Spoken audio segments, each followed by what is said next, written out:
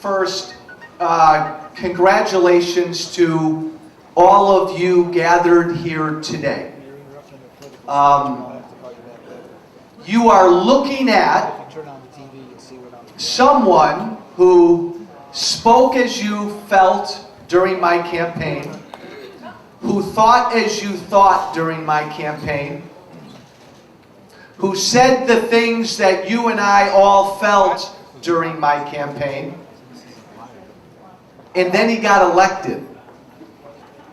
And since he's been elected, he's continued to say the things that we all feel, do the things that you all want your congressman to do, and in the process, almost now a year into this job, I've made an equal number of enemies in both the Republican establishment and the Democratic establishment.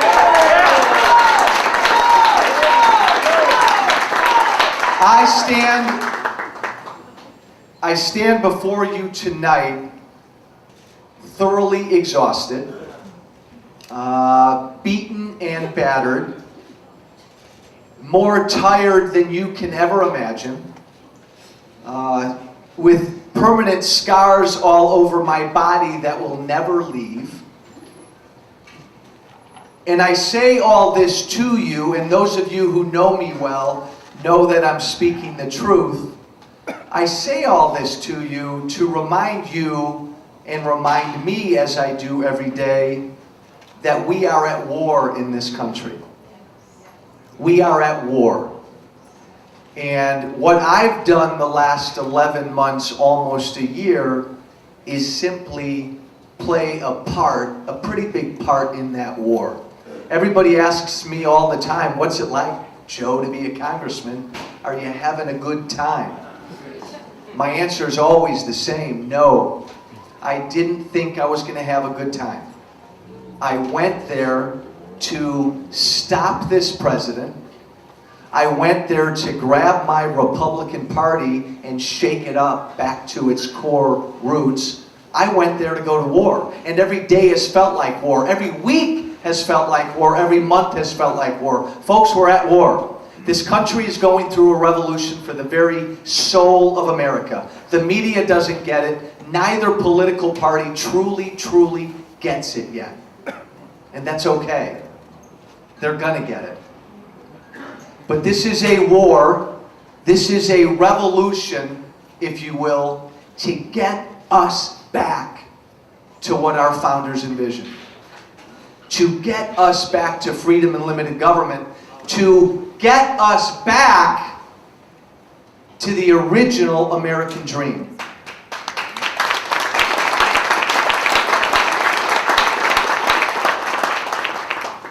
As your Tea Party conservative freshman, I can tell you right now, being in Washington now almost a year, we're winning this war, even though it doesn't feel like it. And that's, hey, an important point. We're winning this war right now, even though it doesn't feel like it. It's going to take a long time to truly win this war, but we will win. We will win. How do I know that we're winning? I was visited 2 days ago by, actually my office in DC was invaded by Occupy Wall Street. About 20 or 30 of them came in and sat in my office all day. We sent out a tweet. One of them actually threw up in my office. I spoke to one, a constituent of mine from Lake Villa, Illinois. And I asked him, I said, why are you here? He said, I need a job. I said, what do you want your government to do to help you get a job? And he said very quickly, we need more regulations and we need taxes on the wealthy. And I asked him, I said, how would that help you get a job? And he couldn't answer it. None of them could answer that. But understand, they are so angry in that with those protests. most of them don't understand why they're out there protesting.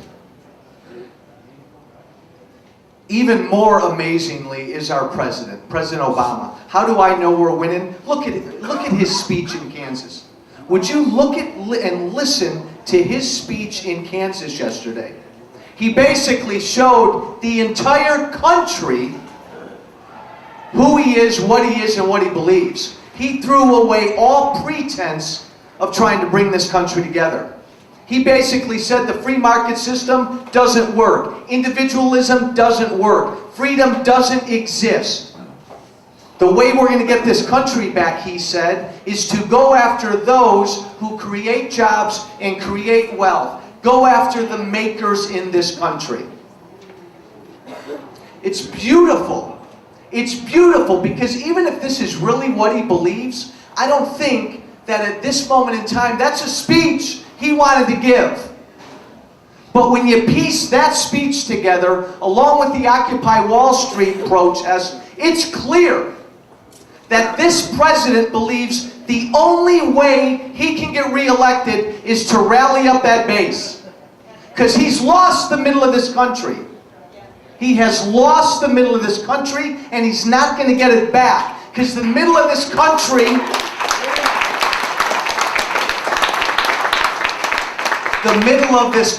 wants to work. The middle of this country wants to keep their homes.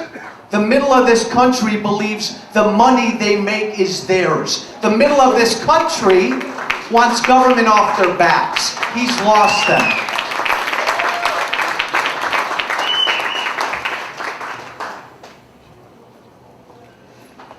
It's gonna take a long time to win this fight.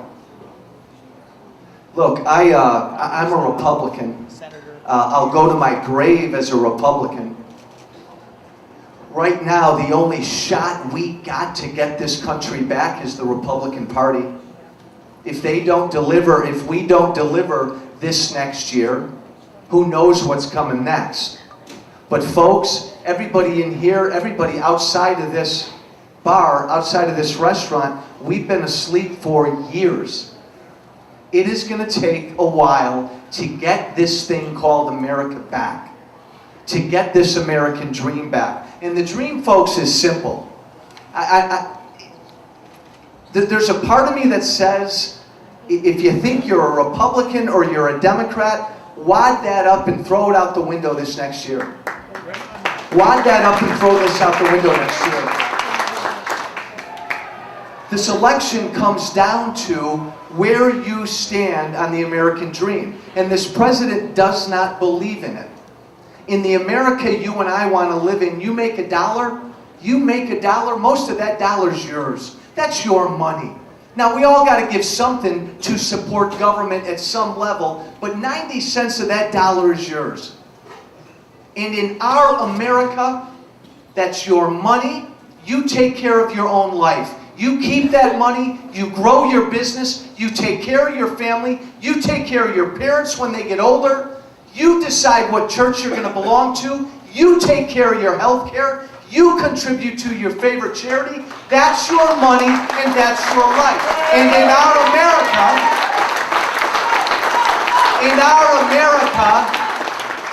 in our America, you're free.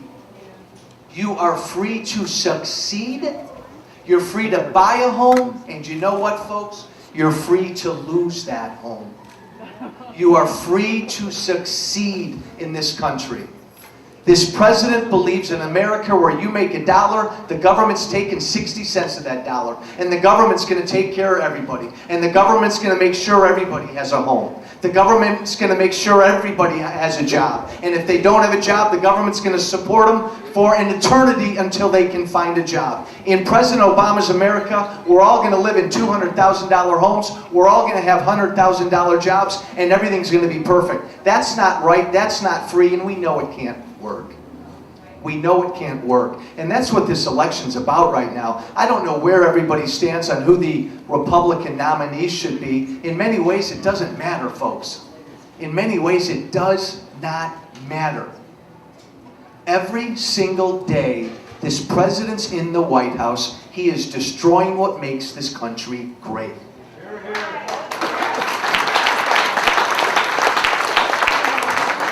He needs to respectfully be removed from the White House. He needs to be beaten.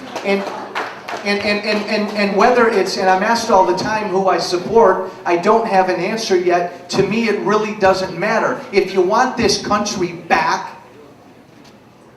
if you want the American dream back, it's not going to come from some Republican in the White House. The only way we get this thing back is if this movement continues to grow. Politicians don't need this.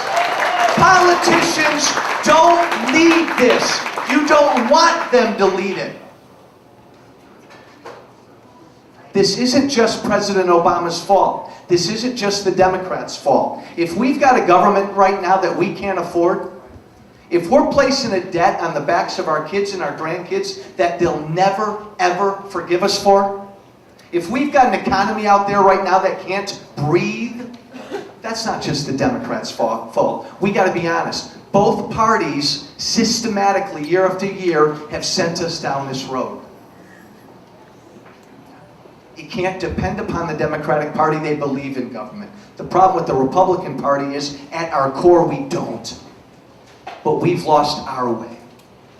It doesn't matter who the presidential nominee is. We have to beat President Obama. And whether it's Romney, Perry, Gingrich, you name it, every single person in this country has got to work their tail off for whoever the presidential nominee is. Let me close with this.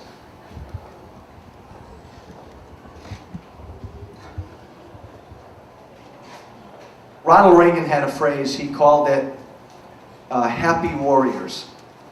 We have to be happy warriors. The happy part's easy, right? The happy part is easy because if you believe as we believe, if you believe in freedom, and you believe that we're responsible for our own lives, we take care of our families, we take care of our communities, we take care of our extended family as they age, that's really a very optimistic viewpoint because we have enough faith in Americans that we can take care of each other. And the less fortunate out there than us, who takes care of them? We do, right? Because remember, when I make $1, I get to keep most of that dollar. I'm the one who decides who I'm going to help.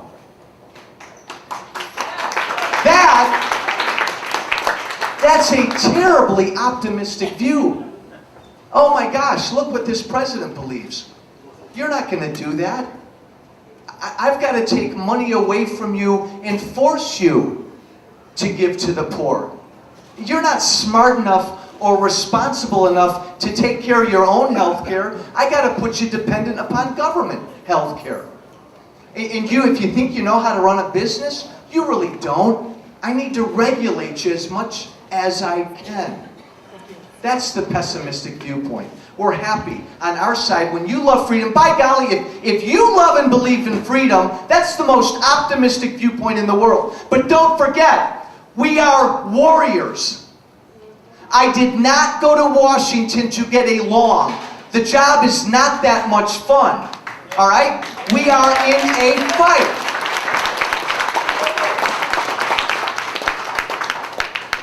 We are in a fight. The state, if it hasn't already, the state's about to fall off a cliff. This country is about to go the way of Illinois. I don't know where you all stand, but when it comes to me, I'm not voting for anybody next year who doesn't get this. Republican or Democrat, I'm not voting for anybody. I'm not voting for anybody who doesn't understand that the country right now is going through something we haven't gone through in years, and if we don't do what's right, we're losing it.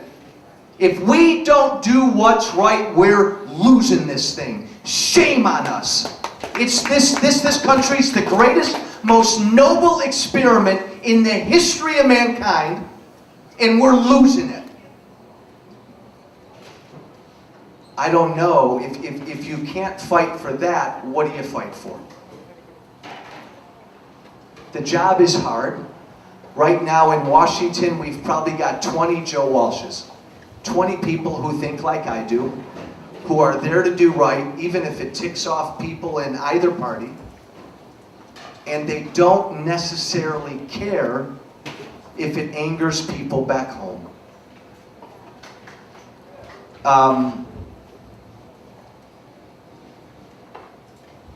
Which leads me to an announcement I know that you all are somewhat curious about.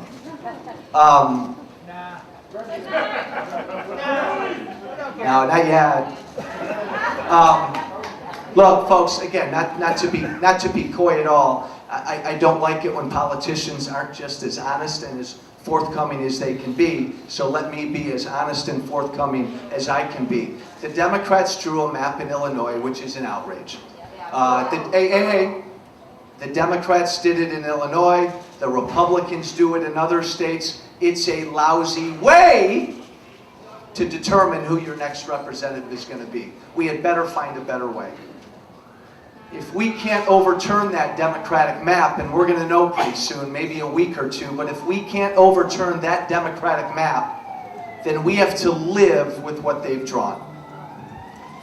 About 2 months ago, I announced that if we have to live with this Democratic map, I live in what would be the new 14th district.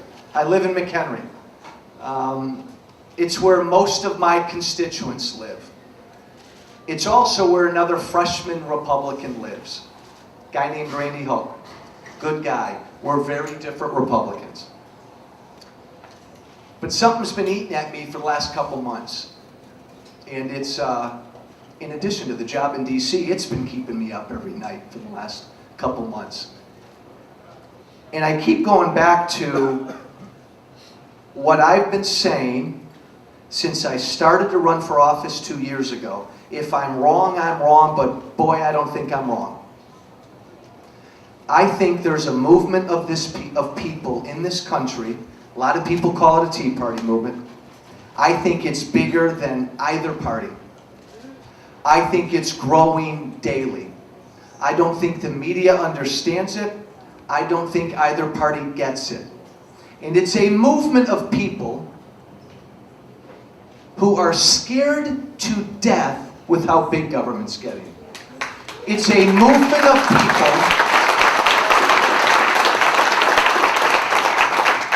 It's a movement of people that feels almost shamed with the debt we're placing on the backs of our kids and our grandkids.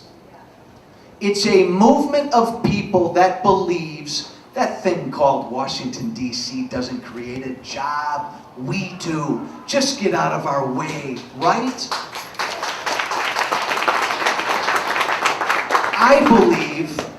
I believe, outside of Occupy Wall Street and a few other friends on the far left, I believe that movement is most Americans. I believe it's damn near every Republican. I believe it's damn near every independent. And you know what, quietly, I think a lot of Democrats feel the same way.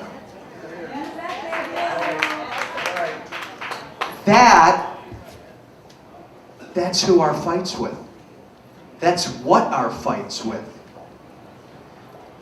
And so it didn't just feel right to me to stay out in the 14th in a nice, safe Republican district, take on another Republican in a primary, when the Democrats have drawn an 8th district, my old district, my current district, a new 8th district, and reconfigured it to be very Democratic, and we Republicans are just going to let that seat go. It didn't feel right, because one thing we know is whoever that Democratic nominee is, he or she is on the wrong side of this historic fight. So,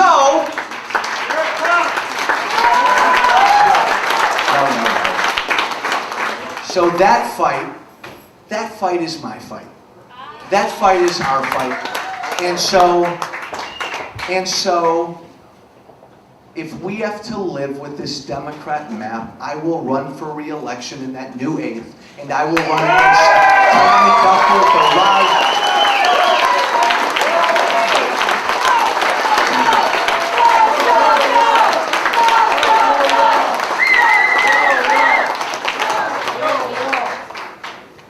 I will run for re-election in that new 8th, and it will, I'll tell you folks, it will certainly test my theory, which I think is all of our theory. This country right now is at a precipice. And you either believe in a freedom-loving America, or you believe in Barack Obama's America, where everything is dependent upon big government. And we spend away our futures. Most Americans, I believe, are with us, whether they're in Elk Grove or Wakanda, whether they're in Addison or Woodstock. I refuse to believe that most Americans want to be dependent upon government and lose their freedoms. I will not believe it. And this run in the 8th will prove we're right.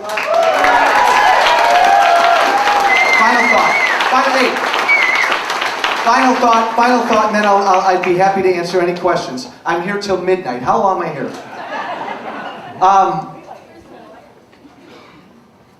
I'm an odd duck.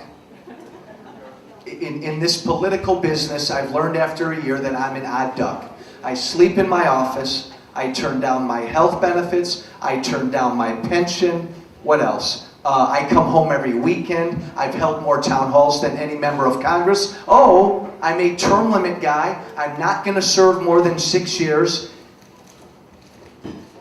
And I'm not necessarily driven by my next election. I am there to do my part to get this thing back for all of us. But it's up to all of us. I'm going to be very consistent as I close. There is nothing special about Joe Walsh. Look me in the eyes, guys. Just imagine this could be any one of you in Congress.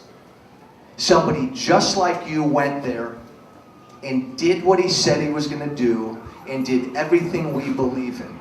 If we want to get this thing back, we need 20 to 30 more of these folks. We need to take back the Senate. We need to get Barack Obama out of the White House. And how about Springfield? How about Springfield? Republican, Democrat, there should be no king of Illinois. Michael Madigan needs to go. There should be no king in Illinois. This is worth it, guys. It's worth it. It's worth it for each and every one of us to spend this next year doing whatever we can. I'm going to close there. God bless you. I'd be happy to answer any questions.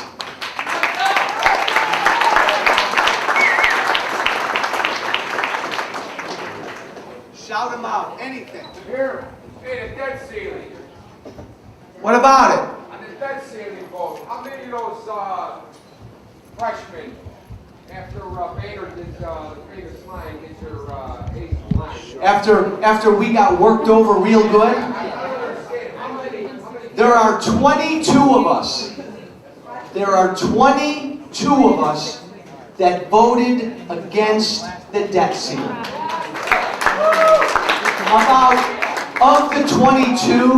Of the 22 of us that held firm on every vote, I think about 8 or 9 were freshmen. 8 or 9 freshmen. And we knew what was going to happen with this super committee, right? Yes, sir. I wanted to hear from you on this conspiracy of the Democrat Party of smearing presidential Republican candidates, also of you getting smeared yourself. Oh, I've never been smeared, have I? What are you talking about your divorce? How did that all get out? Oh, you're going to bring that up? I want to know. Hey, here's the deal. It's simple. This is